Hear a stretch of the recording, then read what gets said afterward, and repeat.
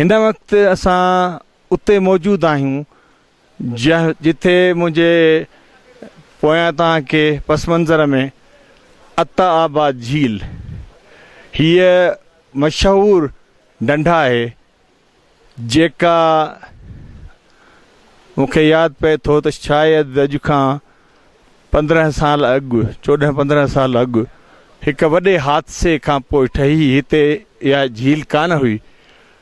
पोइ 2 पहाड़ उन्हनि मां उहे सिरकिया हुआ, लैंडस्लाइडिंग थी पर वॾी लेवल ते उहे 2 पहाड़ पाणी में अॻियां मिली विया ऐं हितां वहंदड़ वहकिरे जे अॻियां एॾो वॾो बंदि अची वियो जो हिते पोइते जेका वादी हुई, जेके बि माण्हू रहंदड़ हुआ उहे सभु घर बि तबाह थी विया, माण्हू माल मता सभु हुननि जो तबाह थी वियो।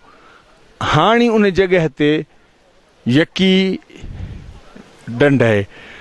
को वक़्तु माण्हू हितां अॻिते हुंज़ा वञण लाइ या चीन जे बॉर्डर ते वञण लाइ इन में ॿेड़ियुनि जे ज़रिए वेंदा हुआ।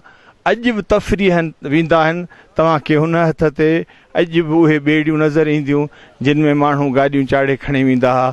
ऐं हींअर अॼु जेको असीं आया आहियूं त तव्हां पोयां ॾिठो हूंदो त 3-4 वॾियूं डिघियूं टनल नज़र आयूं, जंहिंमें हिकु टनल एतिरी वॾी हुई जंहिं मां गुज़रंदे असांखे 8.5 मिंट लॻा। इहो लगातार 8.5 मिंट गाॾी उन सुरंग जे अंदरां हलंदी रही। हीउ हिकिड़ो ख़ूबसूरत मंज़र बि आहे।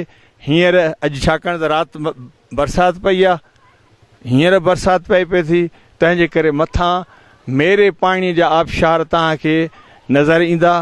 बाक़ाइदे मिटीअ जहिड़ो पाणी उहो लहे पियो थो ऐं उहो बि इन ई साॻीअ लेक में किरे थो ऐं इन जे ऊचाई हिते हिन पॉइंट खे ॾिसण लाइ हर सयाह जेको बि खुंजराब तरफ़ वञिणो आहे उहो हिते बीहे थो, हिन जा फ़ोटू कढे थो ऐं हिन ख़ूबसूरत मंज़र खे पंहिंजे दिमाग़ में क़ैद करे थो।